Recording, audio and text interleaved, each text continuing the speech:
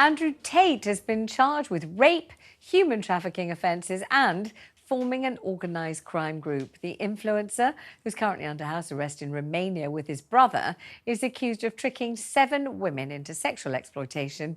Those are charges that he denies. Joining me now is lawyer Matthew Jury, who's currently handling the civil case for a group of British women against Andrew Tate. Matthew, thanks very much indeed for joining us. So, I mean, this is a man who is so well known, particularly to a large cohort of young men in this country, and you may even call some of them young boys, who follow him avidly, who have been profoundly, in many cases, influenced by him, to the point that we hear often from teachers and head teachers saying, my God, this pernicious influencer must be stopped. So maybe you can fill us in on what's going on now in the story of his life. Thank you. Gosh, what the story of his life. I think everyone's fed up with hearing about Andrew Tate. I mean, my role is to represent the victims of his alleged crimes here in England, which have so far gone unprosecuted, and to give them a platform so that their stories can be told and their stories can be heard in response to Tate's spread of his weaponized misogyny. Can you explain then a little of the charges that they would like those women that you represent to bring against him, and particularly how they encountered him in the first place? How did he come into their lives, and how did he exert, if it was undue influence that he did exert over them? What sorts of things did he do? Well, I mean, I think it's pretty straightforward. So we represent 4 UK victims. 3 of them were raped or alleged to be raped, I should stress, by Andrew Tate. Nothing yet has been proven in court. They all allege that they were victims of serious physical and sexual assaults, including throttling until the blood vessels in their eyes burst. Oh, my God. One of them was held at gunpoint. All of them feared for their lives. 2 of them were recruited into Andrew Tate's webcam operation, the same webcam operation that he is currently under indictment for in Romania. He's essentially being charged with participation in organised crime for human trafficking young women to engage in webcam operations for profit, not only in Romania, but also the allegations that underpin the indictment in Romania also include England and the US. Did any of the women that you represent describe or explain his, I mean, you may correct the words I'm using, I've never encountered him personally, but his mesmerizing power, or the sheer force of his personality, or whatever it was about him that was so compelling that he could, you know, force women to behave in ways that they never would have wanted to behave in a million years? Did they describe being in his orbit and what it was like?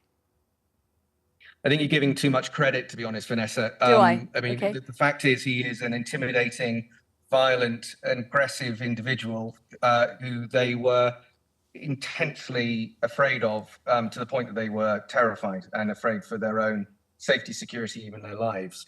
Controlling and coercive behavior is an insidious thing which does develop over time. There is grooming involved. These were young women in their late teens at the time. Very vulnerable, and he took advantage of them.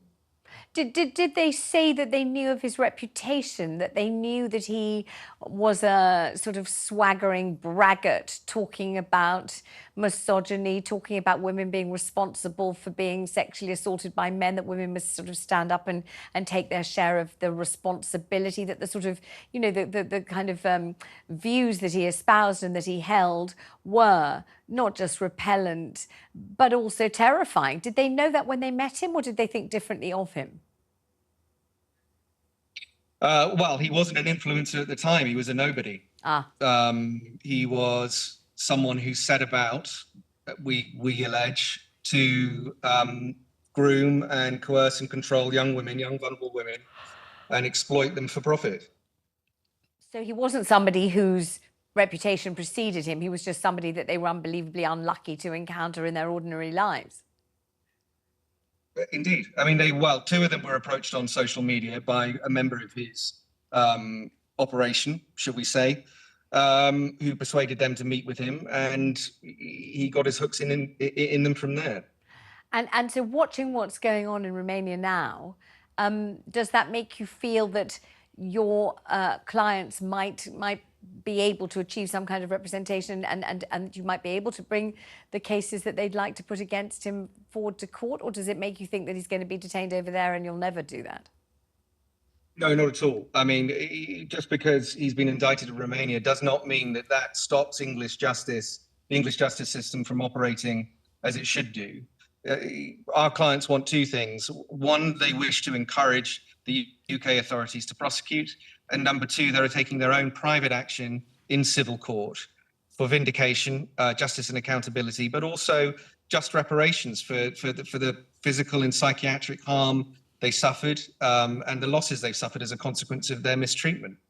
I wonder whether, as you contemplate, what your clients have said that he did to them, and then the huge kind of power and influence that he somehow managed to accrue, whether you feel that there should be some kind of legal checks and balances to stop an unprincipled individual of his nature achieving this kind of influence that he did. Yeah, well, I think the social media companies bear a great deal of responsibility for giving him the platform that they did unchecked, and allowing his message of misogyny to spread virally across social media and the internet without any repercussions.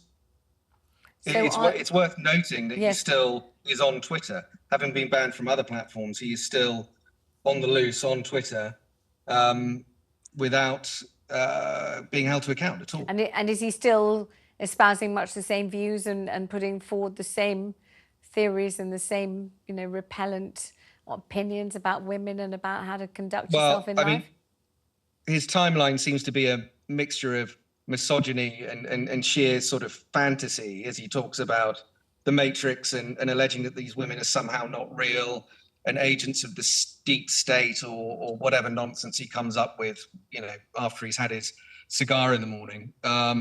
It's very difficult to take what he says on social media seriously, to the extent that he manipulates the truth and spreads so much misinformation that it really is an Alice in Wonderland situation.